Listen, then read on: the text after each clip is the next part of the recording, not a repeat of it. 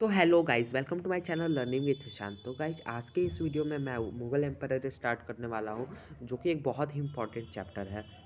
और इसका time period है 1526 टू 1707। तो चलिए वीडियो को स्टार्ट करते हैं। तो फ्रेंड्स, सबसे पहले हम देख लें कि हम क्या क्या पढ़ने वाले हैं। तो सबसे हम पहले पढ़ेंगे रीजन ऑफ मुगल एम्पायर, मतलब कहाँ कहाँ तक मुगल एम्पायर जो था वो फैला हुआ था। फिर सेकंड में हम लोग पढ़ेंगे ऑल इम्पोर्टेंट रूलर्स।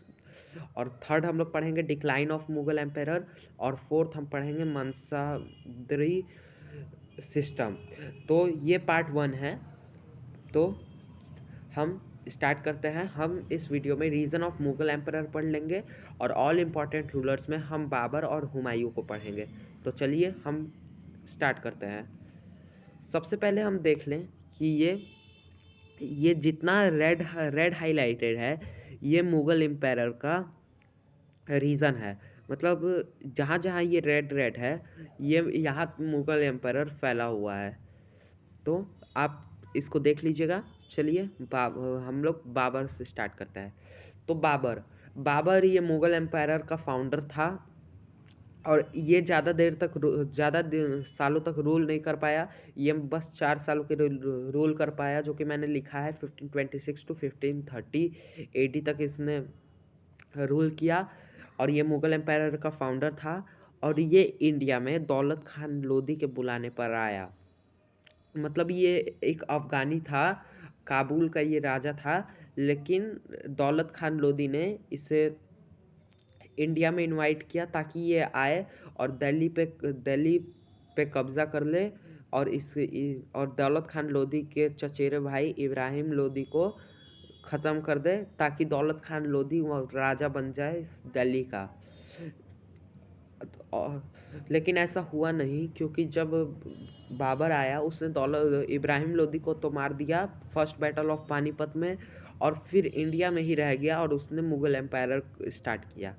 अब इसने अपनी बायोग्राफी लिखी, जिसका नाम था तुजुकी बाबरी, जिसको इसने तुर्किश लैंग्वेज में लिखा।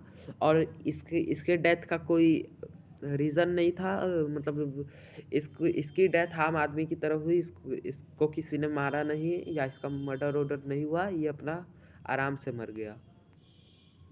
फिर अब हम देखते हैं बाबर ने की बैटल्स।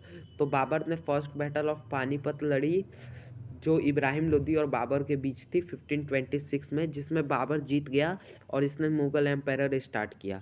फिर उसके बाद 1527 में इसने बैटल ऑफ खानवा लड़ी, जो कि राणा सांगा और बाबर के बीच हुआ, जिसमें बाबर जीत गया। फिर इसने बैटल ऑफ चंदेरी लड़ा, जो कि 1528 में था, जो कि दिनी राय और बाबर के बीच था। अब हम इसका डेथ देख लेते हैं।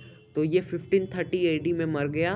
और इसका जो इसको पहले तो आगरा में दफनाया गया, लेकिन फिर इसकी बॉडी को निकाल ली गई और ले जाके काबुल में दफना दिया गया। तो फ्रेंड्स, अब बाबर के ये कुछ इंपॉर्टेंट पॉइंट्स थे। इसमें ज़्यादा मैंने कुछ बताया नहीं है, क्योंकि जो इम्पोर्टेंट मुझे लगा वो मैंने आपको बता दिया। तो चलिए अब हम हुमायूं को देखते हैं। तो हुमायूं था, वो बाबर का बेटा था। एंड हुमायूं का जो टाइम पीरियड था वो आप देख सकते हैं। यहाँ बहुत लोग कंफ्यूज होता है 1530 टू 1540 और फिर 1555 टू 1556। तो ये 1530 में इसने थ्रोन को ऑक्यूपाई किया जब बाबर मरा।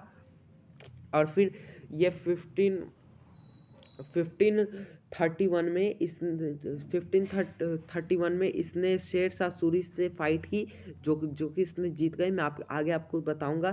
पहले हम इसके बारे में जान लेते हैं। तो हुमायूं ने थ्रोन ऑक्यूपाई की आगरा में।